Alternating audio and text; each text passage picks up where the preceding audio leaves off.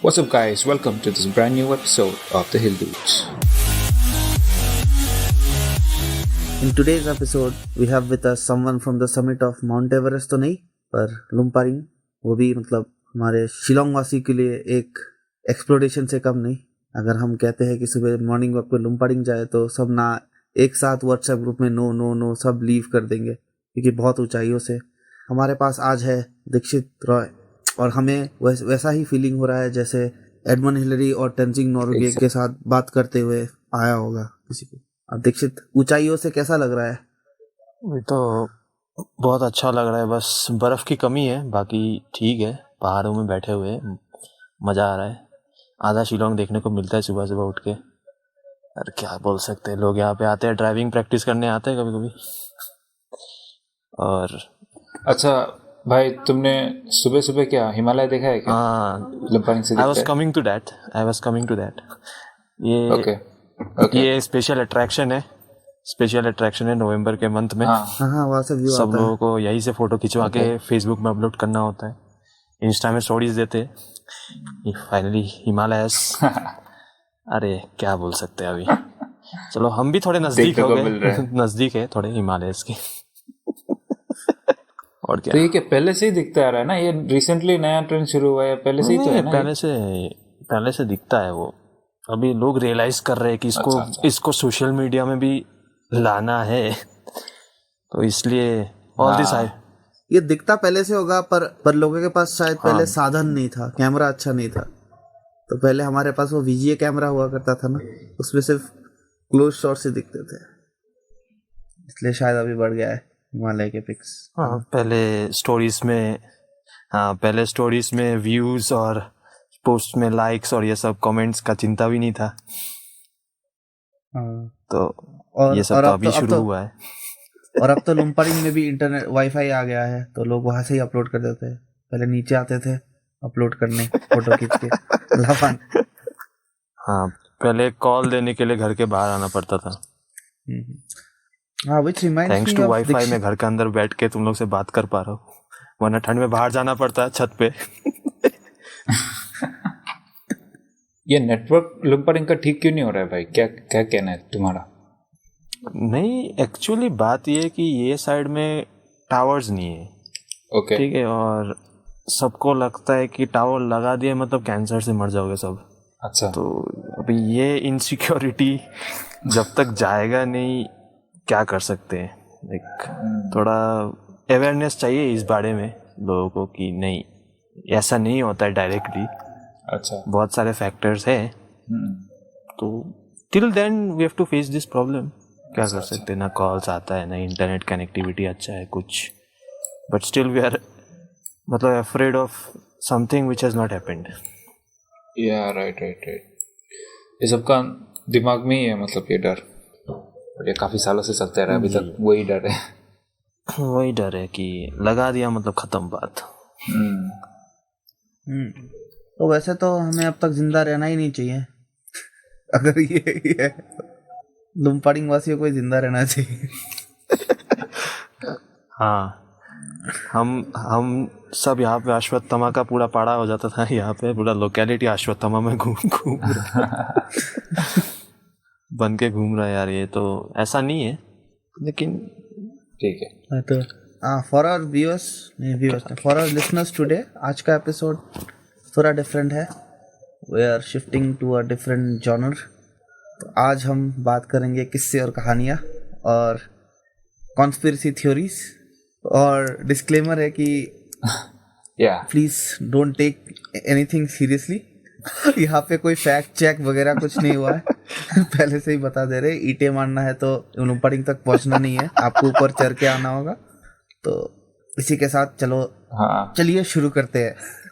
तो किस्से और कहानियों से याद आया कि अब ठंड का मौसम भी है, लोग बैठते हैं बॉनफायर में। तो अभी तो कोविड है तो लोग बैठ नहीं पाते, तो घर में ही बैठे हो जाता है, क्या ही कर सकते हैं। हाँ एग्जैक्टली, क्योंकि बाहर तो बैठ नहीं सकते, इतना ठंडा है, तो अभी घर में बैठे बैठे ही मना लेते हैं अपना किस्से कहानियाँ। हाँ ये भी बॉनफायर तो है नहीं, हीटर ऑन कर लो अपना।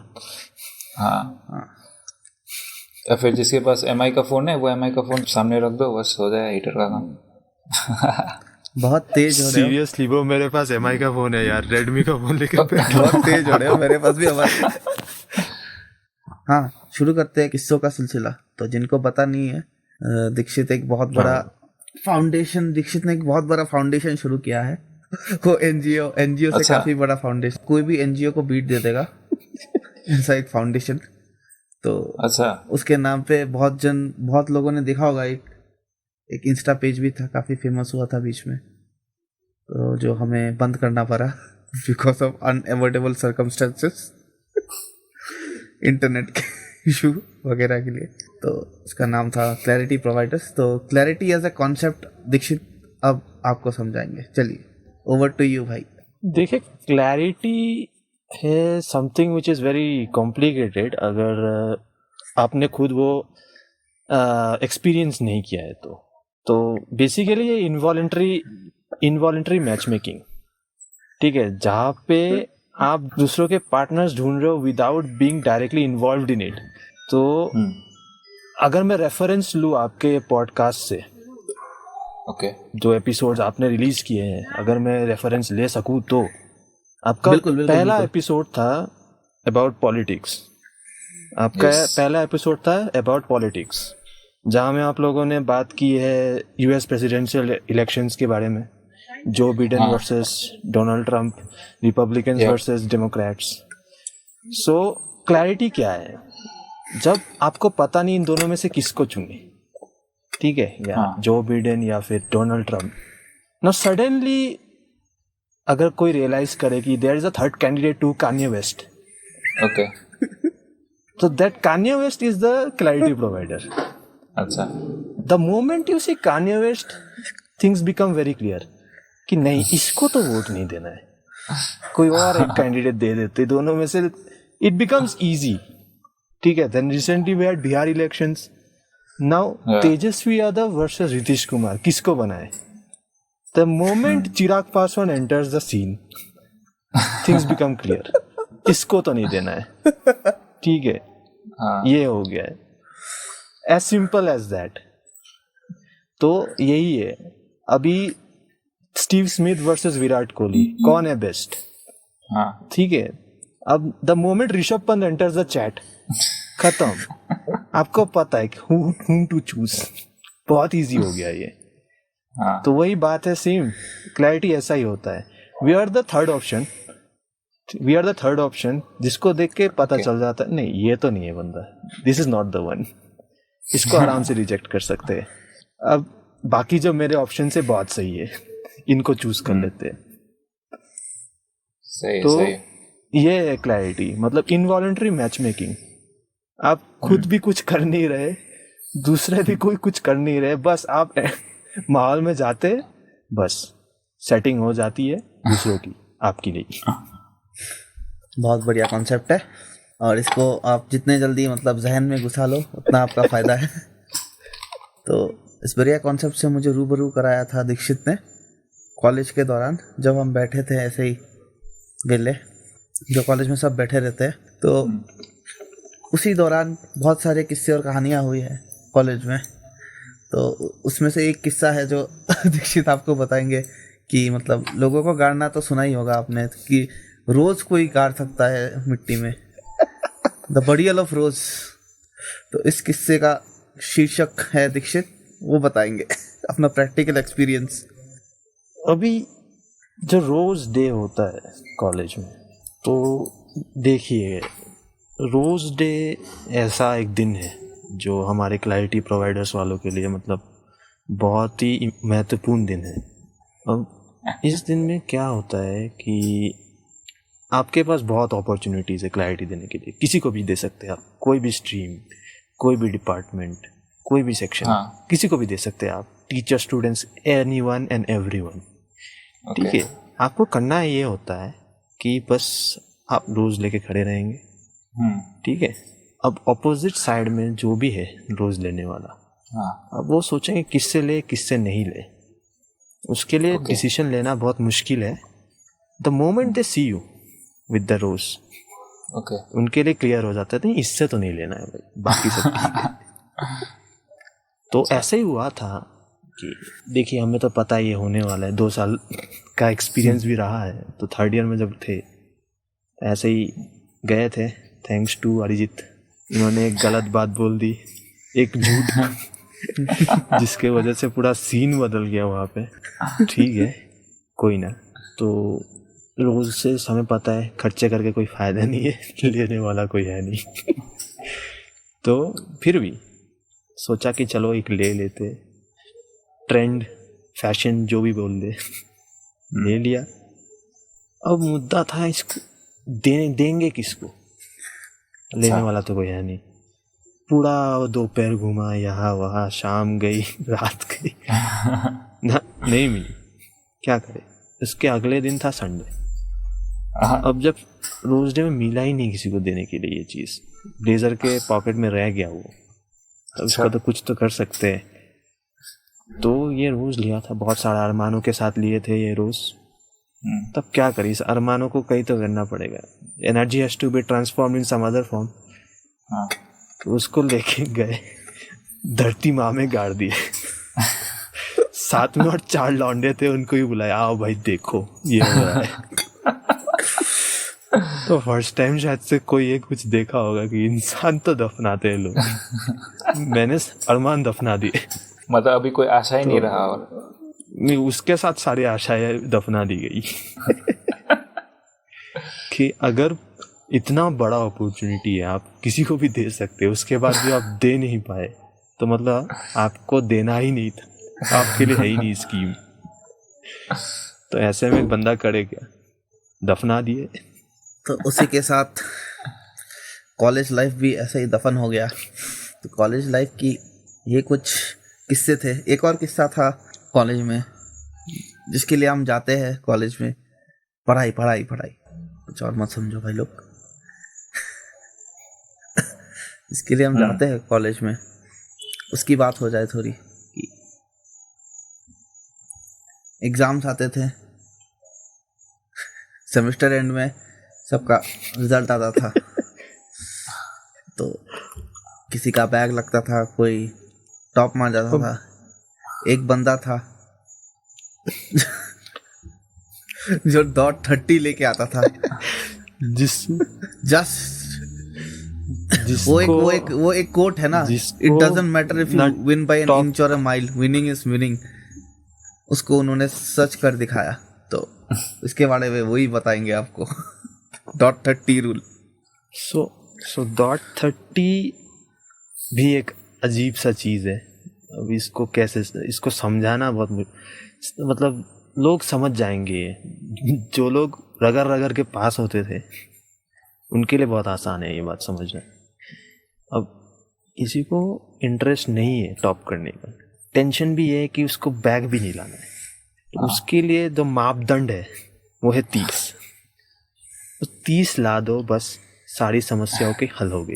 ना आप टॉप कर रहे, ना आपका बैक लगा। और कोइंसिडेंटली उसको आता भी था .30। तो हमारा टारगेट ये रहता था कि कुछ भी कर लो, टॉप तो होना नहीं है। ठीक है, टॉप हमें पता शुरुआत में ये था कि चलो ठीक है, सेमेस्टर शुरू हुआ, चलो ठीक है, हमें इतना लाने हैं, बस बाकी मैनेज हो जाएगा। शुरू फर्स्ट डे होता था 80 से शुरू होता था, वो एक हफ्ते बाद ड्रॉप होके सीधा 60 पे आता था। फिर जब कुछ दिन और जाते थे तो 60 का चलो 50 हो गया, 40 हो गया, फिर तो टॉप करने के सारे अनुमान डूब चुके होते थे। अब एग्ज़ाम के एक हफ्ते पहले तक टॉप हमें करना नहीं होता था, और जब एग्ज़ाम आ गया है तब हमारा ये होता था, स्कीम होता था, गोल्डन स्कीम होता था कि 30 लाओ। अच्छा। एनीवेज 30 लाओ, कुछ भी करो। ठीक है, तो हमें आते भी 30 थे। ये फैक्ट है, ये फैक्ट है। हम बोलते भी थे 30 लाएंगे और लाते भी 30 थे। अब ये एग्जाम के वक्त कोई पूछता था क्या लाओगे, कितने लाओगे, कितने मिलेंगे, तो हमारा जवाब यही होता था .30। ना एक ज्यादा ना एक कम, कंसिस्टेंटली लाए हैं। ये बात ऑन रिकॉर्ड है, कंसिस्टेंटली लाए हैं। ना टॉप करना पड़ा, ना बैक लगा। जो मापदंड तय हुए थे पास होने के, उसी में अटक गए। सो कभी कभी हम सोचता है कि देखो अगर पास मार्क 30 लाए हैं तो रिकॉग्निशन उसका भी होना चाहिए। ये बंदा उसने भी 30 लाया मेहनत है, की है। उसने भी मेहनत किया भाई। इसने भी मेहनत की है। .30 लाना बहुत मुश्किल है। हाँ एग्जैक्टली 30 लाना, ना 31 ना 32, एग्जैक्टली 30, ना ही 29। दैट इज, हाँ ना ही 29। तो एग्जैक्टली 30 लाना भी एक टैलेंट होता है कि बंदा पूरा सेमेस्टर प्लान किया है, उसको एंड में .30 चाहिए और वो ला रहा है। Means he is capable of achieving 100 also someday, कि अगर उसने प्लान कर लिया तो वो कर लेगा, पर करना नहीं है ना। लेकिन करना नहीं है। बात तो ये डिस्क्लेमर ये है, करना नहीं है। तो इसको लेके मैंने बहुत वो किया है। बाकी जो जूनियर्स भी थे वो भी इंस्पायर्ड हुए बाद में, उनमें से एक लड़का लेके भी आया उसके अगले साल .30 लेके आया। तो ये तो एक ट्रेंड है जो मैंने सेट किया है, पता नहीं क्यों लेकिन किया है। हाँ मेरा भी कुछ ऐसे सीन था। जब 10 के बाद जब 11 में उठे तब गलती से ले लिया साइंस, और अब साइंस ले लिया तो वो वाला साइंस और क्लास 9-10 वाला साइंस बिल्कुल अलग था। क्लास 10 के बाद वाला साइंस तो क्या ही बोले, अब उसमें अलग अलग टाइप के अल्फ़ाबेट्स देखने को मिले जो इंग्लिश अल्फ़ाबेट भी नहीं है, एकदम अलग सा, तो कभी देखा ही नहीं था। तो लगातार 11 और 12 में लगातार PCM में फेल होते रहा, ठीक है। लेकिन टीचर्स ने मेरे ऊपर बहुत दया किया, उन्होंने मुझे पास करा दिया, सिलेक्शन तक पास करा दिया मेरे को। जा तू जा, निकल यहाँ से। पहली और फुर्सत फिर फाइनल्स में भी, हाँ पहली फुर्सत में निकल। फिर 12th के फाइनल में भी वैसे ही जैसे तैसे टान टून के पास मार्क ला के बस PCM में, बस वही बात है। और अभी पोस्ट ग्रेजुएशन तक पढ़ रहा हूँ तो ठीक ही है यार, क्या फ़र्क पड़ता है, तब क्या था। कभी ना कभी सब ठीक ही हो जाता है। तो यही बात है कि जो 30 है हाँ वही है। वो अचीव करना है, उसके बाद आप कुछ भी कर सकते हैं, कहीं ना कहीं आप कुछ ना कुछ कर लेंगे। तो आपका अगर बेंचमार्क 30 है तो वो लाके देखिए ना एक बार, वो कोई बुरी बात नहीं है। There is a reason why this is the benchmark. Exactly. अब 1 रन से जीते या 10 रन से जीते, जीत तो हुई ना। बिल्कुल। अब बाउंड्री लगाया गया है 70 मीटर का, अब 100 मीटर का स्टेडियम पार में छक्का मार दिया, वो छक्का उतना ही काउंट होगा। बाउंड्री रोप में भी गिरने से वो छक्का काउंट होगा, बाहर में भी गया तो वो छक्का काउंट होगा, उसका एक्स्ट्रा रन्स नहीं मिलेंगे आपको। तो जहाँ एनर्जी वेस्ट नहीं करना वहाँ क्यों करे। तो अब मार्क्स वगैरह लेके तो काफ़ी बातें हो गई। कॉलेज के टाइम पे कभी बंक मारा ही होगा, उसके भी थोड़े किस्से सुना दो। तो ऐसा एक स्टोरी है, एक चीज़ होता है राइड, ठीक है, तो सबको जाना है, क्यों पता नहीं, लेकिन जाना सबको है। फोटोज खिंचवानी है, खाना खाना है पहाड़ों के बीच में बस, और शाम को उसके नेक्स्ट दिन अगले दिन लाइक्स काउंट करने कितने आए हैं मेरे पोस्ट पे। तो ऐसा एक किस्सा रहा था। तो बहुत प्लानिंग के बाद बात है कि चलो जाएंगे, राइड जाएंगे। तो अब ये था कि हमारे लिए गाड़ी आने वाला था, तो गाड़ी का डेस्टिनेशन हमारे कॉलेज से थोड़ा दूर था, और मैं और अरिजीत थे कॉलेज पे। तो उस दिन मुझे क्लास करने नहीं दिया गया, रोक दिया गया, और चलो भाई निकलते, चलो निकलते, हम भी जाएंगे, देखते, पहला राइड है, देखते क्या होता है, ऐसा क्या खास बात है इसमें। तो हम बोले तो अभी जाएंगे कैसे, थोड़ा दूर है, टाइम पे भी पहुंचना है, लेट हो रहे थे। तो अरिजीत और हमने सोचा कि थोड़े खर्चे कम करते हैं, सिंस इट्स अ वीकडे, पैसे भी कम है, ठीक है, वहाँ राइड पे भी खर्चे होने हैं, तो यहाँ ट्रैफिक भी कम था, तो यहाँ थोड़ा बचत कर लेते हैं। तो हमने चूज कर लिया अपना शहर का क्या बोले अट्रैक्शन, रेड बस, लाल रंग का बस है, उसके ऊपर उठ गए बड़े वाला। तो उसमें उठ गए हम दोनों, और फर्स्ट टाइम ऐसा होता नहीं है, लेकिन one of those rare occasions जहाँ पे सीट्स खाली मिली हमें, तो हम बैठ गए पीछे जाके, 5 सीट खाली है, 2 बंदे बैठे। तो again the concept of clarity comes here. तो हम बैठे हुए थे उधर में, तो वेट कर रहे कि चलो ठीक है, हमारी साइड की 3 कुर्सियां अभी खाली है, कोई तो बैठेगी, उम्मीद हल्का सा। तो ऊपर से हमें दिख रहे थे आगे वाले सीट से, उसमें 2 सीट होते हैं, तो उनमें से एक सीट ऑक्यूपाइड है और दूसरा खाली है। अब जिस मोमेंट के लिए हम दोनों वेट कर रहे थे कि वो मोमेंट आया कि 2 लोग आ रहे हैं, कि हमें लगा कि हमारे साइड में तो बैठेंगे क्योंकि वो 3 कुर्सी खाली, वो 2 लोग हैं। ये एक ऑप्शन है 3, और एक ऑप्शन है आगे एक सीट जहाँ में नहीं बैठ सकते वो। But we were proven wrong in the next 10 seconds. क्या हुआ, हमारे दोनों की शक्लें देख के उनको क्लैरिटी मिल गया कि नहीं, इनके सामने तो नहीं बैठना है। तो उन्होंने क्या किया, 2 लोग थे, फिर भी एडजस्ट करके वो एक कुर्सी पे बैठ गए, लेकिन हमारे सामने जो 3 कुर्सियां खाली थी उसका कोई ध्यान ही नहीं रहा उनको, ना इंटरेस्ट रहा, बैठना ही नहीं है उधर में। अब क्या करे, वो 3 कुर्सी खाली थी और बाद में आए 3 लौंडे बैठे वहाँ पे, हम बैठे 5 लौंडे बैठ के गए आराम से राइड पे, और राइड भी ऐसा ही रहा। हाँ, स्टोरी फिर उससे आगे और कंटिन्यू होता है। हाँ, उसके आगे का स्टोरी मैं बताता हूँ। अरिजीत बताएगा। उसके आगे ये होता है कि हम सिविल तक जाते हैं। हाँ, सिविल हॉस्पिटल का जो पॉइंट है वहाँ तक जाते हैं हम। तो वहाँ पे सब खड़े थे, हम भी सोचे गाड़ी वाड़ी लाए होंगे उन्होंने। तो घूम फिर के पता चलता है कि हमारे पास सिर्फ एक स्कूटी है और एक बाइक है, और लोग 6 है, तो उसमें जाना है हमें, और 6 लोग हैं। तो लकीली एक बुलेट था और एक स्कूटी। तो हमने क्या किया, बुलेट में हम 3 बैठ गए आराम से। आराम से मतलब वही आराम क्या है, दीक्षित पीछे झूल रहा था।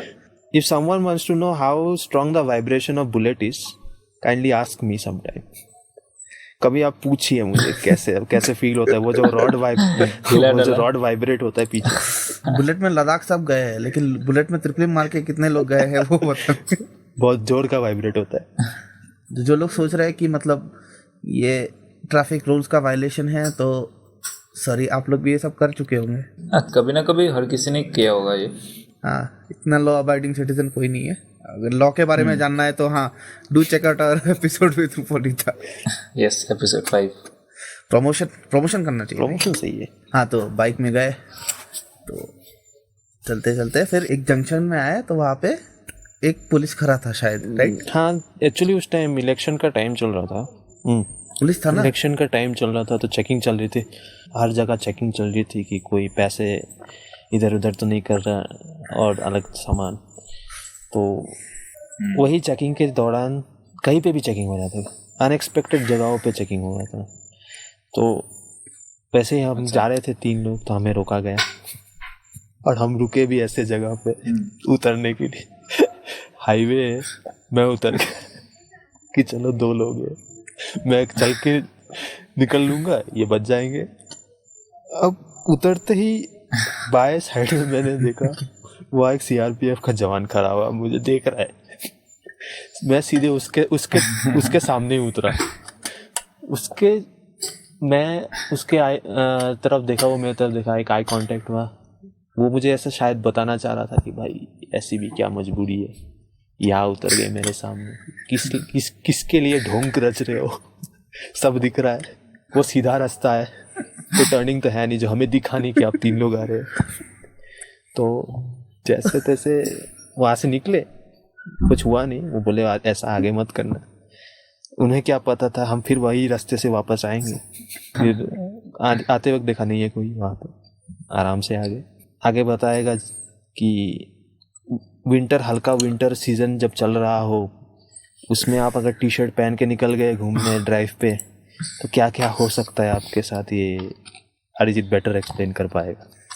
हाँ, तो बाइक राइड्स पे तो आप गए होंगे काफ़ी ठंड में, और चले गए होंगे एक टी शर्ट लेके। तो नॉर्मल तो वही होता है ना आपके साथ कि ठंड लग जाती है, हवा लग जाता है। तो जब आप आ रहे होंगे, जब शाम होने को होता है, तो हवा चलती है ऐसे, आप तो बैठे थे बीच में। एक तो एक एडवांटेज आपका हो गया कि आप ट्रिपलिंग में बीच में बैठे हो, तो हवा सीधा आपको नहीं लग रहा, लेकिन आपको लग रहा है साइड से हवा लग रहा है, वहाँ से हवा लग रहा है, पीछे वाला बंदे को पीछे से हवा आ रहा है।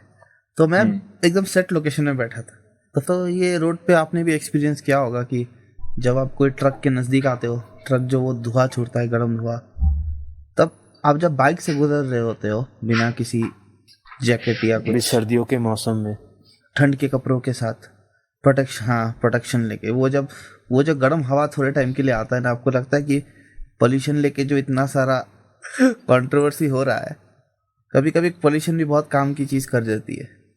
That was our little moments of happiness कि वो हवा मार रहे हैं, हमें थोड़ी सी गर्माहट मिल रही है, इतना ठंड लग नहीं रहा है। विदाउट विंटर गियर्स गए थे हम लोग। Air pollution is not so bad after all. Nothing is entirely bad or entirely good, everything is gray, exactly. nothing is black or अगर white। किसी के लिए बुरा है, पोल्यूशन किसी को के भी लिए ऐसे अच्छा ही भी कह है। सकते हो। नहीं, वो धुआं भी लगा है तो थोड़ा देर के लिए लगा था, तो with in limits, certain limits, अगर चीजें आपके पास आ रही हो तो ठीक है, वो एक्सेस नहीं होना चाहिए। बस ऐसे ही ऑप्टिमिस्टिक बनना है मुझे जिंदगी में। अरे ऑप्टिमिज्म तो दुनिया में है ही, .30 में इतना बड़ा ऑप्टिमिस्ट कहाँ मिलेगा आपको। सही। तो बहुत हो गई कॉलेज की बातें, अब आते हैं काम की बातों में। दीक्षित जो है हमारे साथ, वो एक बहुत ही एस्टीम ऑर्गेनाइजेशन से जुड़े हुए हैं, जो कि जाने जाते हैं हमको वेट कराने के लिए, क्योंकि लंच ब्रेक इज़ इम्पॉर्टेंट, और उनका लंच ब्रेक सब वर्किंग आवर्स में कभी भी हो सकता है। तो जिनको पता चल गया होगा कि ये कौन सा ऑर्गेनाइजेशन है, तो ऋषि, आपने कभी एक्सपीरियंस किया है ये SBI में लंच ब्रेक? अरे बहुत जाते हैं पासबुक अपडेट कराने, वो लोग कहते हैं थोड़ा टाइम बाद आना, लंच ब्रेक है। और वो लंच ब्रेक नेक्स्ट डे तक खत्म नहीं होता, तो मतलब एक दिन पहले से चला जाना होता है, बस मुंह दिखाने के लिए कि मैं आऊँगा। कुछ दिन बाद फिर वो खुद कहते हैं कल आ जाना। और ये इतना बड़ा इंटरनल सिचुएशन भी हो गया है लंच ब्रेक का। तो आप बताएंगे लंच कैसे होता है और कब होता है, या सारा दिन होता है, या फिर कुछ आपको मतलब बैंक के तरफ से भी एक्स्ट्रा लंच में दिया जाता है? देखिए, ये लंच ब्रेक एक बहुत इम्पोर्टेंट पार्ट है, वर्किंग आवर्स में आता है बीच में, लेकिन इसको मैं समझता हूँ जनरलाइज नहीं करना चाहिए। नहीं, लंच ब्रेक में आप ये मत बोलिए, लंच ब्रेक के बीच में वर्किंग आवर्स आता है। तो मैं वो बता रहा हूँ कि ये चीज़ को जनरलाइज ना करना ही ठीक है। अब कुछ होते हैं ब्रांचेस जहाँ पे ये होता है कि लंच ब्रेक के बीच में काम होता है। कुछ ब्रांचेस होते हैं जहाँ पे लंच ब्रेक होता ही नहीं है, वो 4 बजे के बाद जा रहे हैं, आप देखेंगे एम्प्लॉयज़ जा रहे हैं लंच करने, कि पूरा दिन घिसाई हुआ है उनका, मेहनत से काम करते। कुछ लोगों का मानना ये है, मैं जिनके साथ एक्चुअली काम करता हूँ, और भी होंगे आई एम श्योर, कि टेबल पे काम इनकम्प्लीट नहीं रहना चाहिए, लोग खड़े नहीं रहने चाहिए, उनका काम ख़त्म होना चाहिए, फिर हम जाएंगे बाकी लंच वंच तो चलता रहेगा, वो क्या है। अब ये चीज़ को जनरलाइज नहीं करेंगे तो ही बेहतर है कि कुछ ब्रांचेस होंगे, कुछ एम्प्लॉयज़ होंगे, लेकिन हर एक एम्प्लॉय, हर एक ब्रांच और हर एक इस बैंक के बारे में ये जो लोग बोलते हैं ये गलत है। अगर आपको ये जानना है, आप ये यकीन नहीं कर रहे, तो आप एटलीस्ट 1 हफ्ते, 10 दिन, 15 दिन जाके इंटर्नशिप ही सही, इंटर्नशिप का बहुत माहौल चल रहा है, इंटर्नशिप ही सही, जाके 15 दिन काम करके देखिए उनके साथ कि कौन सा ज़्यादा सच है। मैं मानने को तैयार ही नहीं हूँ कि इतना बड़ा एक बैंक है, वो सिर्फ लंच ब्रेक में ही चल रहा है, और फिर भी लोग इतने गालियाँ दे रहे हैं, लेकिन अकाउंट भी उसी बैंक में ही चाहिए आपको। हर एक घर में कोई ना कोई आपको मिल जाएगा जिसका बैंक अकाउंट वही बैंक में। तो मुद्दा ये है कि आपको सर्विसेज तो चाहिए उस बैंक, ठीक है, लेकिन गालियाँ भी देना है क्योंकि आपका काम 5 मिनट देरी से हुआ है। तो ये 5 मिनट का एरर होता रहता है यहाँ वहाँ, उसमें क्या ही कर सकते हैं। लेकिन ये बात जनरलाइज नहीं करना चाहिए कि यहाँ सिर्फ लंच ब्रेक होता है और काम नहीं होता है, और एम्प्लॉय सिर्फ लंच के पैसे लेते हैं at the end of the month. तो यही बोलना चाहूँगा कि एटलीस्ट मैं जिनके साथ काम करता हूँ वो तो बहुत हार्ड वर्किंग है। अच्छा, मतलब ऐसा हर एक ब्रांच का सीन नहीं है, सिलेक्टिव कुछ हो सकते हैं, लेकिन ऐसा बोलना गलत होगा कि सब सेम। हाँ, क्योंकि आप देखिए कि इन रिसेंट कोविड सिचुएशन में क्या हुआ था कि सब कुछ तो बंद चल रहा था, लेकिन ये एक सेक्टर है जहाँ पे लोग काम कर रहे थे, जाके डील कर रहे थे, क्योंकि ये बंद हो गया तो बहुत मुश्किल हो जाएगी। तो ये ये मेहनत वो लोग कर रहे हैं कि ताकि आपको इनकन्वीनियंस ना हो। कुछ जिनका बैंक अकाउंट नहीं है, डायरेक्ट बेनिफिट ट्रांसफर नहीं हो रहा है, वो भी जा रहे हैं, अकाउंट बना रहे हैं, स्कॉलरशिप्स है, स्कूल कॉलेज फीस, अभी कॉलेज फीस बहुत चल रहा है कि कॉलेजेस बोले हाँ भर दो पैसे तुम्हारे ऑनलाइन क्लासेस के। तो ये भी है, तो उनको फीस भी लेना हो रहा है। तो बहुत कुछ काम है, बहुत इम्पोर्टेंट एक सेक्टर है। इसको आप जस्ट एक लंच ब्रेक कोई कर लिया 1 घंटे के लिए, उसके लिए आप पूरे बैंक को ही गाली दे दो या ब्रांच को दे दो या सब एम्प्लॉयज़ को बोल दो, ये मैं सही नहीं समझता। अगर एक आध होते हैं लोग तो नहीं है। अब थोड़ी देर पहले हम लोग रोज़ की बात कर रहे थे, अब गुलाब देखने हैं तो उसके कांटे को भी सहना पड़ेगा थोड़ा बहुत, ठीक है, तब क्या कर सकते हैं। तो मैं ये कहना चाहूँगा कि बहुत मेहनती लोग हैं, बहुत मेहनत करके आए हैं, काम कर रहे हैं आपका, तो होता है कभी कभी देरी हो जाता है। सिस्टम बहुत पुराना है, बहुत पुराना नहीं लेकिन थोड़ा बहुत पुराना है, इतना अपग्रेडेड नहीं काम करते वो लोग सिस्टम से। प्लस कस्टमर बेस बहुत ज़्यादा है, बहुत बड़ा है कस्टमर बेस। आप अगर आपके फ़ोन पे ज़्यादा ऐप्स डालेंगे तो कभी ना कभी ये फ़ोन रुकेगा, जाके लैग करेगा, हैंग मारेगा।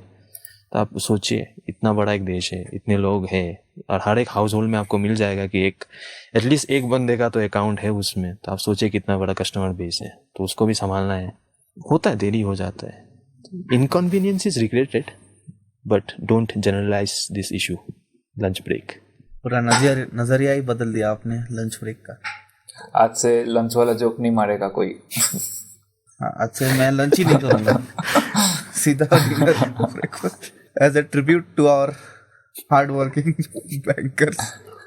देखिए, अभी क्लैरिटी ऐसा एक कॉन्सेप्ट है जो ठीक है, एक छोटा सा प्लेग्राउंड के एक कोने में खड़े होके 2 बंदों ने बात की दोपहर को, फिर 3 घंटे बात करने के बाद पता चला कि चलो ये भी कुछ है, ऐसा भी कुछ हो सकता है, ये भी एक कॉन्सेप्ट है। ये हमारे साथ हुआ है लेकिन कोई रियलाइज़ नहीं किया है कि एक्चुअली है ये क्या चीज़। बट ये बहुत जनरलाइज्ड है, ये चीज़ है जनरलाइज्ड है, clarity is generalized, not lunch breaks. सबके साथ हुआ है लेकिन इसको डिफाइन कैसे करेंगे? तो हमने डिफाइन किया है उसको कि ऐसा ऐसा होता है, ये कंडीशंस है। अगर आप अब बाहर से ही रिजेक्ट हो गए, पेविलियन में बैठे बैठे रन आउट हो गए, तो चलो ये है क्लैरिटी कि आप खेलने लायक ही नहीं थे, चलो ठीक है निकल जाओ। तो डेली लाइफ में क्लैरिटी ये है कि अब होता रहेगा, चलता रहेगा, ये सिलसिला है, इसको तो रोक नहीं सकेंगे, बट हारना नहीं है, कोशिश करते रहिए। जितना आप क्लैरिटी देते रहेंगे, समझ लीजिए आप दूसरा का ही भला कर रहे हैं, ठीक है। क्लैरिटी देते रहिए, मज़े लेते रहिए। हाँ, क्या पता कि आपके लिए भी कोई आप क्लैरिटी देते, क्या पता, हाँ क्या पता आप क्लैरिटी देते थे, आपके लिए भी कोई क्लैरिटी प्रोवाइडर आ जाए। आपका मौका आए तो क्या पता किसी और ने क्लैरिटी दिया हो।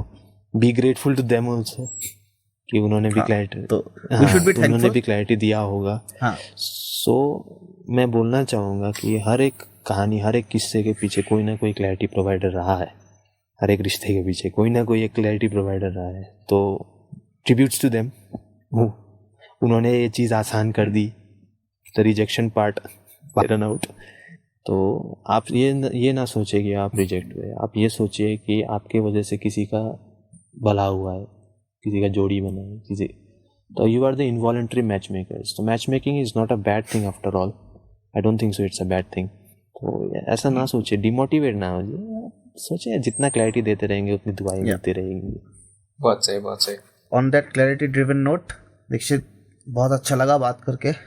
हाँ भाई, मुझे भी बहुत क्लैरिटी मिला। It's a never ending process, आगे भी मिलता रहेगा, कोई बात नहीं। तो आगे भी क्लैरिटी देते रहेंगे। एंड ये हमारा इंस्टा पेज और FB पेज क्लैरिटी प्रोवाइडर्स का बंद नहीं हुआ है, थोड़ा सा इनऑपरेटिव है, ट्रांजैक्शन हुआ ट्रांजैक्शन नहीं हुआ है कुछ दिनों से, उसका KYC कर देंगे तो बढ़िया चलेगा। ये भी इसका KYC बाकी है, ज़रूर होगा, इसको वापस लाएंगे। हाँ ठीक है, तो वो भी ध्यान में रखना है कि ये बंद नहीं हुआ है, होता रहेगा। इसी बात पे खत्म, bye bye, tata, goodbye, गया।